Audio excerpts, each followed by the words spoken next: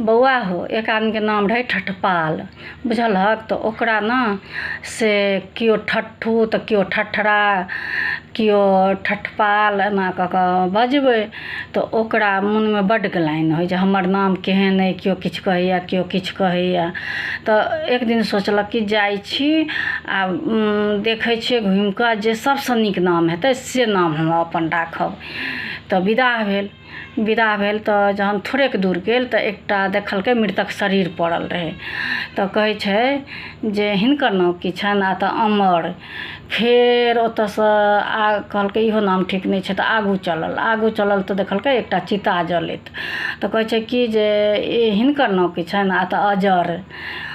तऽ कहलकै इहो नाम ठीक नहि छै। फेर चलल ओतऽसँ, फेर आगू गेल तऽ एक आदमीके देखै छै जे पुआरके झाड़ि कऽ ओहिमे सँ धान निकालैत। तऽ कहै छै हिनकर नाम की छनि, आ तऽ धनपति। तऽ कहै छै इहो नाम ठीक नहि छै।